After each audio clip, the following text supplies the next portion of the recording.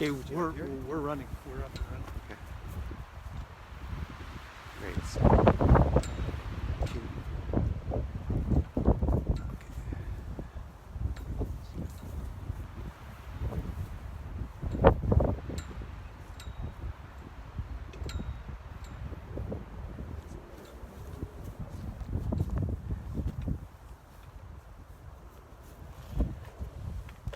maps.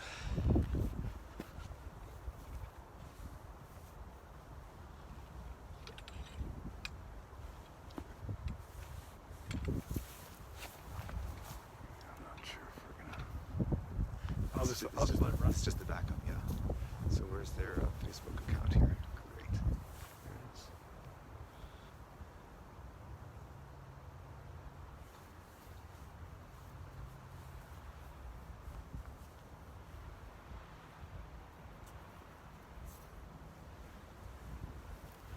It's not looking at the same thing at all.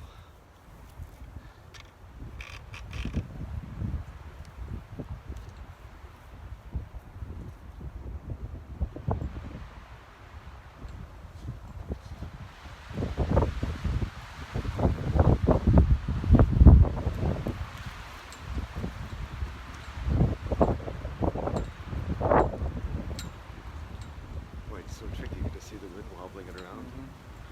See, it's A busy day today here this year. This one's very stable. Yeah, so I could probably just, maybe I'll just move to the other side here and put it actually on the cement. I think it's the ground that's been.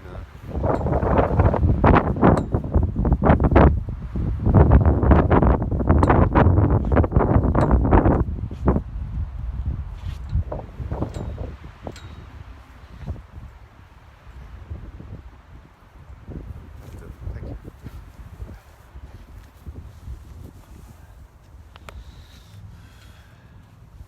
So it's the usual process. You just have people come on.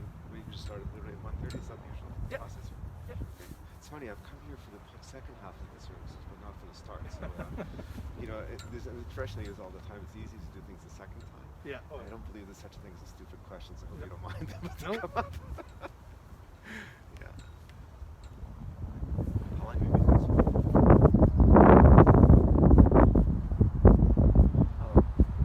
So you're really a huge part of the background of this place. I only kind of rediscovered this place when I was doing some research on family history about 10 years ago, 15 years ago. And I knew a little bit about this. Right near the front of it is the family that came here in the 1880s. And you know that's two mausoleums. One of them's my great grandfather. Oh yeah. I only started to discover some of those stories and who he was. He was one of the two people. There's only two of them in the city, actually. Turns out, I was talking about my Alan Murray, and he said, well, what do you mean this? I said, well, people get buried like that. I said, The old guys refer to them as the rabbi shacks. The rabbi shacks. yeah, oh really? Okay. Yeah, but apparently, I'm curious to know who's got the key, because I know that We do. These guys can get in. Oh, so when? Because I see notes are dropped through all the time. There's some Orthodox clergy that come every year, and we open it for them, and they light candles and say prayers. This is something once in my life I'm going to try to get a hold of you and do exactly that for myself. I think it would be my father would pass away. I think it would be incredibly honored if they did that. Sure. So it's funny because I assumed it was probably an Orthodox rabbi somewhere had the key. I didn't realize it was you guys. I was going to ask Estelle the question. I said the question to ask you at one point, Estelle, and we just never got around to it. So thank you. You just unlocked the mystery in a mysterious way.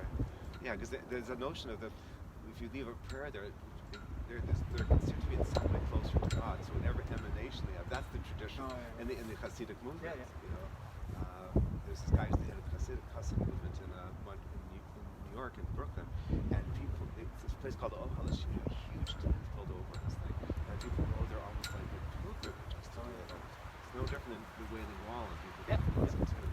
So, strange, interesting. I wouldn't call it superstition because everybody practices in their own way, but Well, it's funny, like, I mean, all the things that I've learned over the years, it's separating tradition from what's and understanding the difference. And they're both important, but it's just one starts and the other starts. Yeah, it's like we have this customs. Yeah. It's created locally. They always have the feeling of law, but they're not. Yeah, You know, exactly. It's the way you do Yeah. things. And I'm finding this whole process right now, like I was just telling Ron before, is that the family, because of the shuttle, we decided not to pass shuttles, and what they did is, they said, throwing your money up first from home, and when it said, you know something, we spent all our summers in Winnipeg Beach, one of our granddaughters lives there, they brought sand. And each of them is going to put sand in, but it's symbol. Oh, yeah. Not necessarily the And even that connection to a special place. Exactly. So I'm a Reform. I grew up Orthodox, by the way. No, I did. So I was a Talmud Torah guy. So this is part of my history, but I kind of disappeared for 20 years and came back into the Reform, the liberal community. So I'm very aware of the exactly you described, the halakhic way of doing it, and then its expression. I'd rather have it done right than to do it right. And that you feel your way through these things. And I'm sure I'll do my customs here different than Louis Matthew and Annabelle, just because. That's the way you do it. We're close, but not quite. You know, we're kissing cousins. Yeah, well, not it's a lot of stuff isn't. You're not doing it wrong. You're just doing it different. Yeah. You know, I fly airplanes for kicks, and when I was learning, I learned that there is no, frequently not one way to do something. Yeah. There are things that are considered better ways, things that are considered worse ways, but you know, you can do something in a certain way and it won't be wrong. It's not the best practice, though. Right. Yeah. Or it can even be it can be the same. You can have exactly the same outcome, but you just do it different. Yeah. It's also because of the way our brains work. Yeah. You know, one certain set of rules. I don't quite structure information the same way, so you're going to do it slightly differently as well.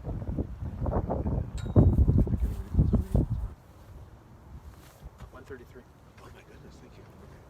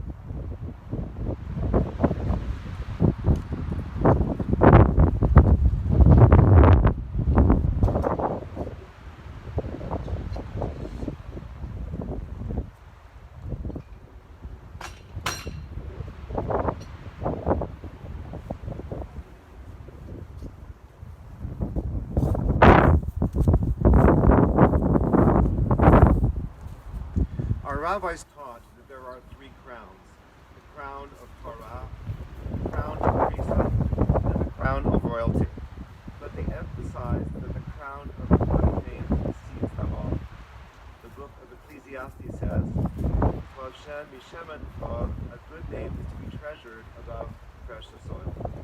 Wealth, health, even life passes away, but a good name lives forever." It is this view that the Talmud teaches. Monuments need not be erected for the righteous. Their deeds are their memorials. They will be remembered and revered for the kindness they have shown and for the love they have given. They are shining examples of what it means to be a mensch. From Psalm 23, "With God as my shepherd I shall not want. The Eternal makes me lie down in green pastures, leads me beside the still waters, restores my soul, guides me in straight paths for the sake of God's name. Yea, though I walk through the valley of the shadow of death, I will fear no evil, for you are with me. Your rod and your staff, they comfort me. You prepare a table before me in the presence of my enemies. You have anointed my head with oil, my cup overflows. Surely good and mercy shall follow me all the days of my life, and I shall dwell in the house of the Eternal forever." Esainai el harim me'ayin yavo Ezri. Ezri me'im Adonai Shem HaShamayim Shamayim Ba'aretz. I turn my eyes to the mountains. From where will my help come? My help comes from Adonai, maker of heaven and earth. God will not let your foot give way. Your guardian will not slumber. Shalom. I'm Rabbi Alan Finkel, and I am honored to lead this service on behalf of the Wolovick family, as together we honor the passing of Sarah Wolovick, the daughter of David and Toby Circus, Sarah bat David Vitanya, who left us peacefully this past Thursday evening, April the 16th, 2020, the 22nd day of Nisan, 5780, the last moments of Passover, at the age of 93, at the Saul and Clarabelle Simkin Center here in Winnipeg.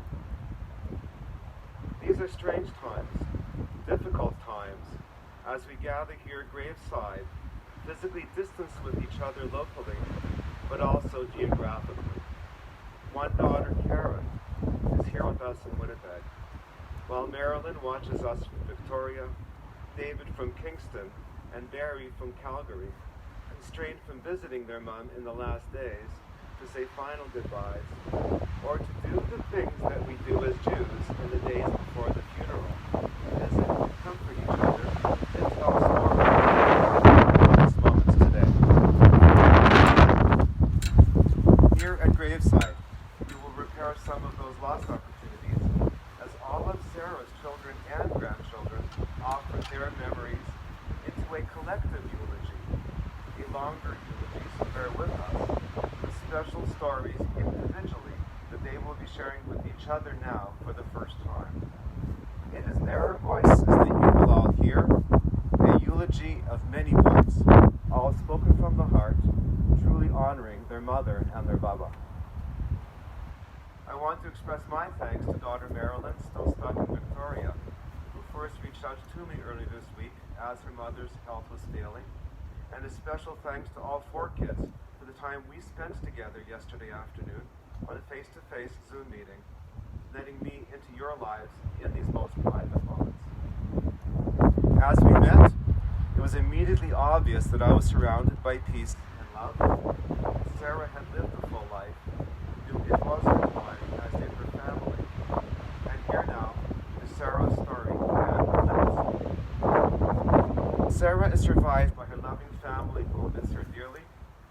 4 children: Karen with husband David Faber, Marilyn Wolovick, David with wife Maria Helena Wolovick, and Barry Wolovick. Her 7 children: Tara with husband Chris Debrouet, Marnie, husband Carlo Buzzi, Daniel, Andy, husband George Buluk Wolovick, Brendan, Michaela, and Rab and Abby, and 2 great-grandchildren, Ellie and Elliot, and Sarah's sister-in-law, Martha Odette. After almost 70 years of marriage, Sarah was predeceased by her beloved husband, Morley Meyer Wolovick, on May the 12th, 2017.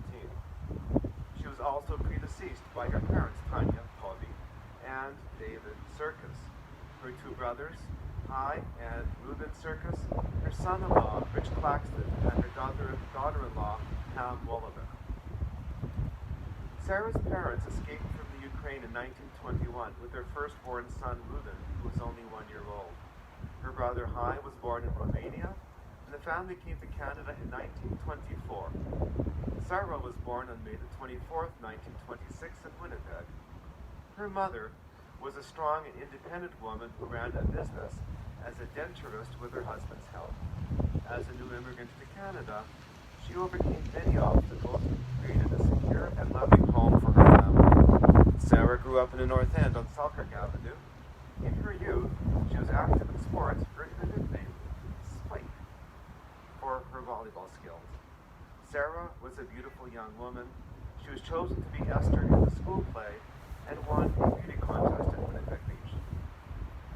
She met Morley, the love of her life, in 1942, when she boldly invited him out on a date. They were married on June 1st, 1947 at the Marlborough Hotel, and together they created a beautiful and rich family life, first living with Morley's parents on Selkirk Avenue.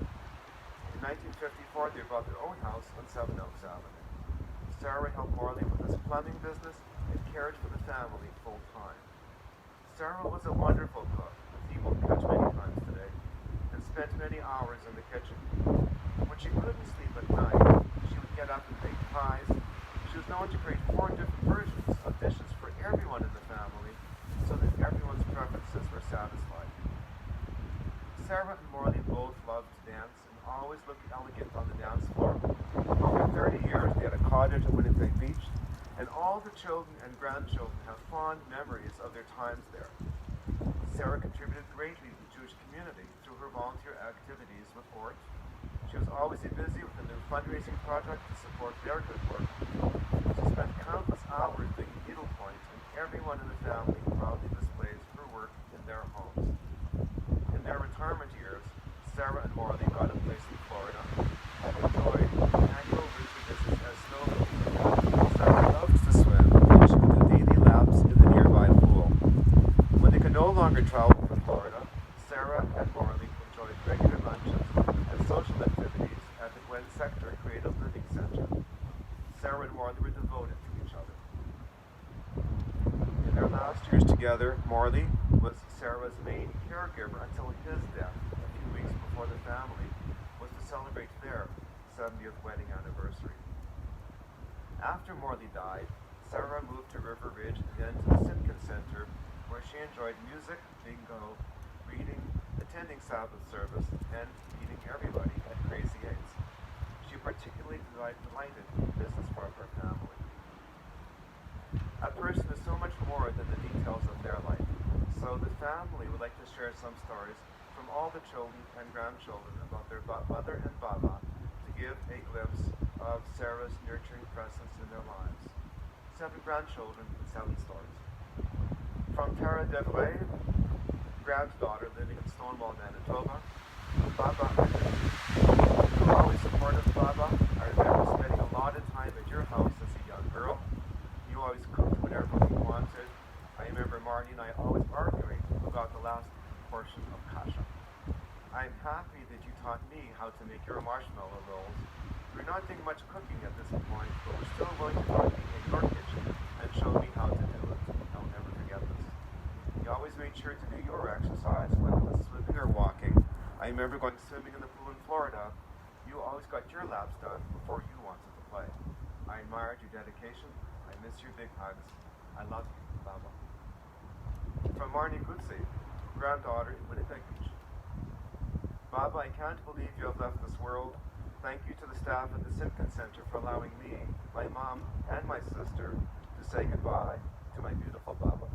You were ready to leave and walk in the clouds with our Zeta. I remember how Zeta boiled the water for the warm cocoa you made, the toast, and put the Velveeta on the cheese on it. You guys each poured those tiny glasses of orange juice. Then Zeta did his crossword. You went for a morning swim, which you loved so much. We spent so many winters in Florida at the condo. You always loved showing me off and saying, "This is my granddaughter." You guys loved dancing and wearing matching outfits. To this day, I love looking at all the outfits you came up with. I have to say thank you for all the summers we spent in Winnipeg Beach playing Mastermind, ping pong, and all those family barbecues. We have made our home at Winnipeg Beach now, and I couldn't be happier to know that it all started with the love our families had here. As I grew into the woman I am today, I wake up each day beside the man I love. You and Zeta taught Carlo and me so much about true love. Thank you for always loving us and being the amazing Baba you were. May you rest in peace, and say hi to Zeta for us. We love you both so very much. From Daniel Wolovick, a grandson from St. John's, Newfoundland.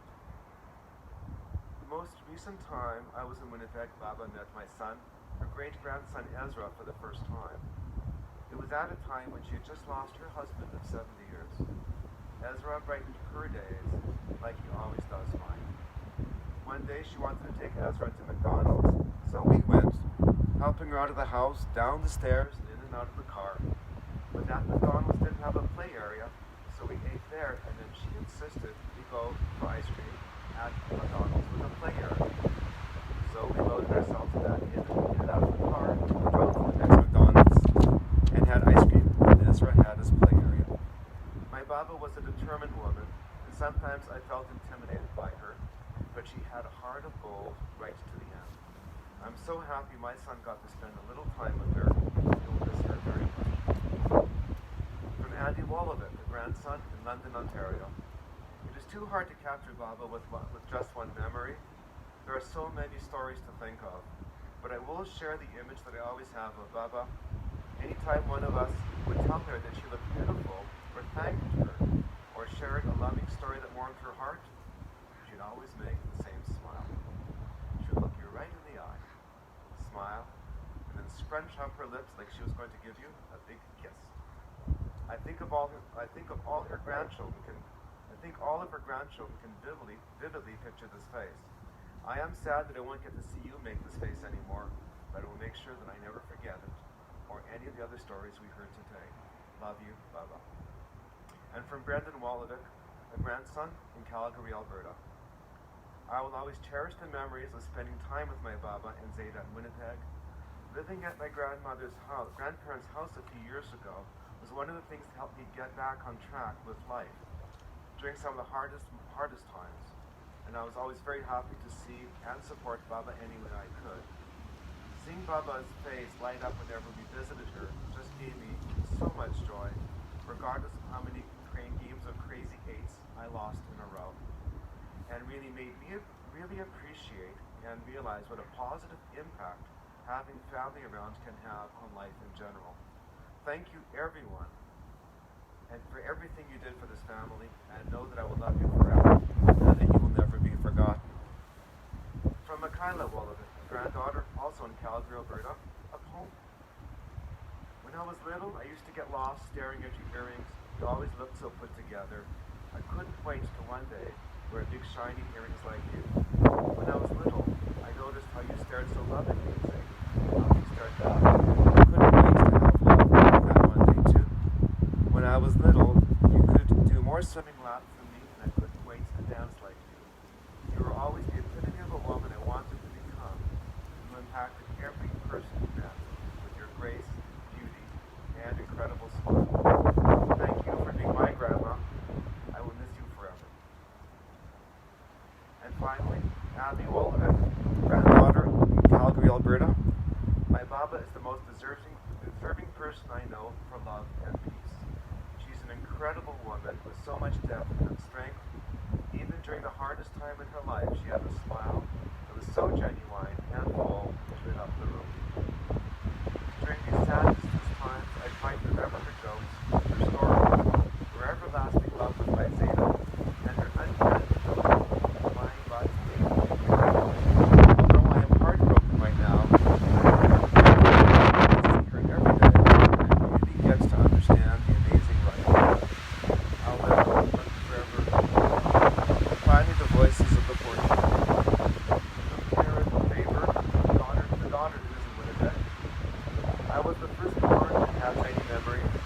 When anyone had a bar mitzvah, Mom would do the celebration at our home. She got the name Sarah the Good Sport because everything was always at our home.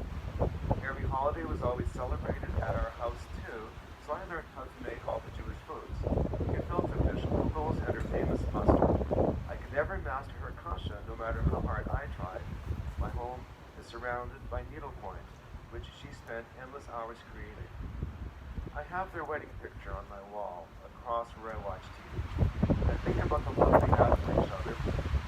Just short of 70 years. That's amazing. We can all learn from them both. They were inseparable. She lasted almost 3 years since he passed. Hopefully you'll be waiting for her with open arms. Mom, David and I love you very much. My routine will be stopped. My job has been looking after you and Dad for the last 10 years. I don't know what I'll do with myself after the conference is over. I hope I also have as good memories of you. And from Marilyn Wolovick, the daughter in Victoria, BC. I was a rebellious youth, and I left home at a young age to follow my own path. When I got sick in my mid-20s and had nowhere else to turn, my parents gave me a safe harbor where I could recover. Their unconditional love healed our relationship as well. My parents always visited me wherever I went, whether it was at a yoga ashram, the West Coast, or living up in the Yukon. I will never forget once while watching my Aikido teacher throw me repeatedly in the dojo. She yelled at him in Yiddish, "Genig Schwein!" Enough already. While visiting my mother at the Simkin Center, we went to a Shabbat celebration. I found it comforting to sit next to her and hear the familiar sounds of the Hebrew prayers. The rabbi invited me to carry the Torah and to offer it to each person who gets it. I asked how I was to carry it, and he said, "Hold it like a baby." With tears welling up, I carried it first to my mother, then from person to person in the room. This moment inspired me to return to Judaism when I got back to Victoria. Mom, I am grateful to you for all the gifts you have given me. You taught me to live my life, generosity, loyalty, courage, compassion, and most of all, love. From David Wolovick, son in Kingston, Ontario. My mom, Sarah, did everything for us when we were little. She was the matriarch of the family and always had us coming back to Winnipeg for an anniversary or a significant birthday. She was always there for me and my children, and she welcomed my amazing wife, Maria Helena, into our family with open arms. Seeing the love she shared with my father became an example the way she touched our lives with her name, a legacy of love and perseverance, her attentive ear to chat and open-hearted conversations, her kind input, her sweet kisses, the pictures and lovely memories of their last visit to our home in Kingston, the laughter and endless conversations at our table, and ever since, Baba and Zeta's bedroom, the bedroom we created especially for them, that still today is called as such. When my wife met my parents, she felt in love with them and they knew it. Seeing the love and respect they shared with my wife, and their warm and lovely words they have for her, was another of the countless gifts that I was blessed to receive from them. Thank you for your everlasting love, and for believing in me, in us, and our love. And finally, from Barry Wolovick, the youngest, the son in Calgary, Alberta. My mom was the best mom ever. Her family came first. Her heart and passion for us was abundant, and this is something I learned from her. The love she had for my dad, Morley, showed us every day her quiet strength, that she was in charge, and my mom and my dad were never apart. Just before my dad took his last breath, she told him that we would all be okay, and it was time for him to go now. And he took his last breath. My mom said, "See, he still listens to me." Being in Calgary, I spoke to my mom almost every day. I spoke to her on her last day on this earth, and I told her that we would all be okay, and that it was her time to go now. And a few hours later, she took her last breath. My best memories included staying up later on school nights to watch my parents bowl, Winnipeg Beach summers, going for long walks around Kildonan Park with my kids in their snugglies, summer visits to the Calgary Stampede with pancake breakfasts, trips to Florida to visit my snowbird parents. Could it be in a Seinfeld episode? And every Saturday, a trip to Costco for a hot dog. When I visited my mom in the Simpkin Center, I always bought her a Polish dog. I will miss my mom's cooking. Gefilte fish, latkes, chopped liver, chicken soup, and her amazing sweet mustard. My sister Karen and I recently made her mustard. Yesterday, my daughter made me chicken soup and challah bread, and it was amazing. Even when my mom slowed down, we ventured out to the neighboring keg for a few special meals. She loved reading and watching musical shows, but her favorite gift was a digital picture frame we could all email family pictures from around the world, and she watched this every day. What I will miss the most is hugging my mom and telling her I love her. Yesterday, my kids broke distancing rules and gave me the best hug ever and told me they loved me. This meant so much and showed that my mom was still with us. I love you, Mom. And here are the family's final comments. Sarah Wolovick was a dear, devoted wife, mother, and daughter. Family was the most important part of her life. The legacy will live on in her children, grandchildren, and great-grandchildren for generations to come. At the time of the global pandemic, the life reminds us of what's truly important to share with one another wholeheartedly.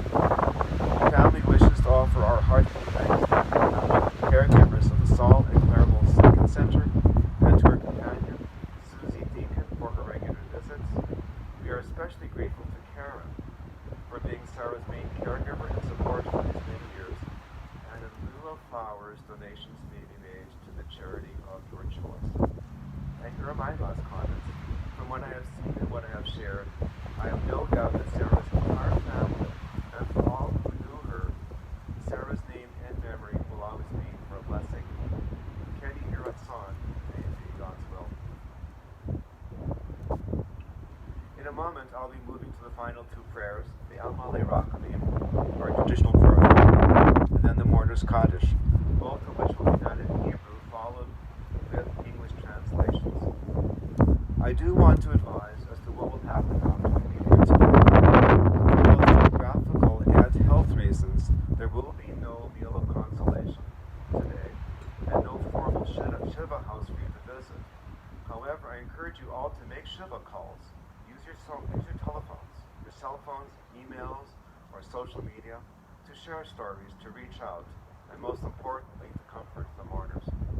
I can advise that there will be a Shiva service tonight at 6:30 p.m. Winnipeg time on Zoom that has been organized by Maryland's new Reform congregation, Kolat Mayim, in Victoria, BC, that you are all invited to attend. The service will be led by my rabbinical classmate, one of my dearest friends, Rabbi Lynn Greenhoff. Please reach out to Karen or to Marilyn, who will gladly share the Zoom meeting link with you.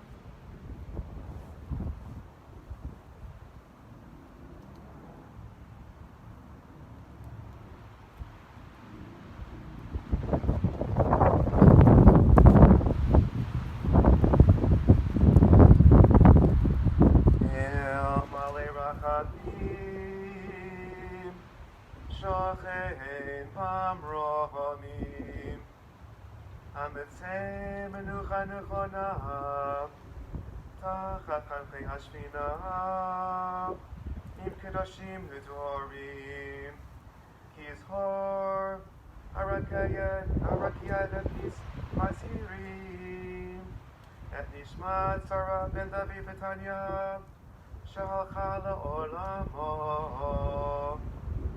Baal HaRachamim יסיריה בסתר בחנך לעולמים. בצרור החיים את הנשמתה. אדוני הוא נחלתה. ותנוח בשלום על כל משכבה. ונאמר Amen.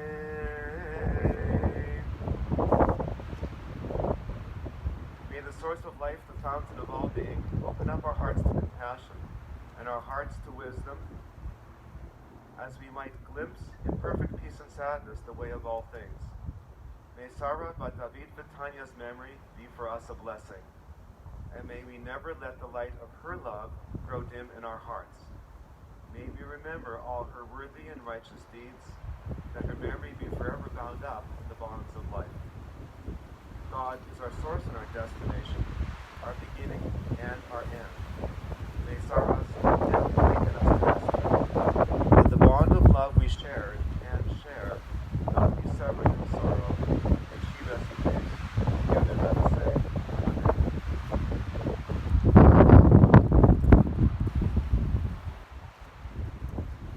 we now return to the mourner's cottage.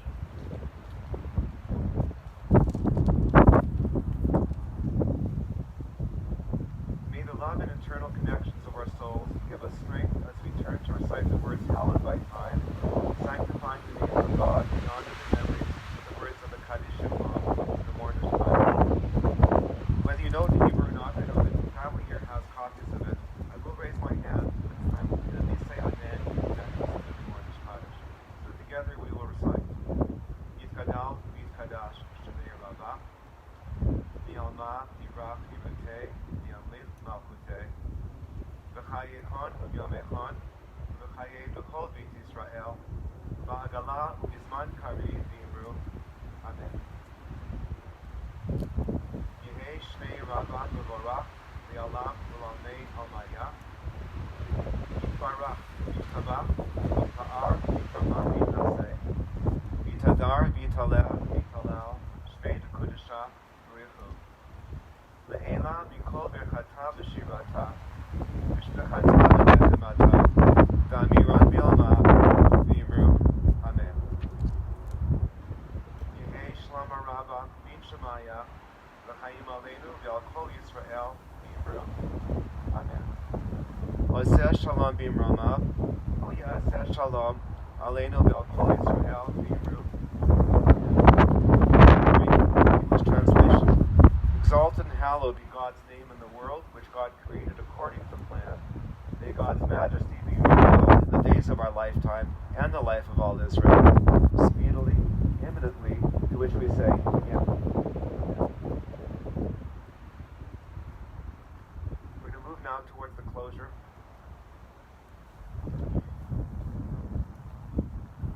Al Nekoma Tavo B'Shalom. May Sarah come to her eternal home in peace. In Jewish tradition, to shovel dirt into the grave is a mitzvah, a righteous act which we do without hope of any hope of reward. With this act, we take on the responsibility of caring for our loved ones until the very end. Our loved ones deserve to be buried by kind hands, knowing hands, sorrowful hands. The family here are invited to participate in this mitzvah. It is a painful act, however one born of love and compassion for those who have meant so much to us. Adonai Natan, Adonai Lakach, Yehi Shem Adonai Mevorach. With God we have said, God you have taken away. Blessed be the name of God. May the memory of Sarah bat David Vitanya, Sarah Wolovick, be a blessing as we mark that her essence will never leave our hearts and our souls. The coronavirus has created an interesting challenge, and that's that we prefer not to pass the shovels anymore.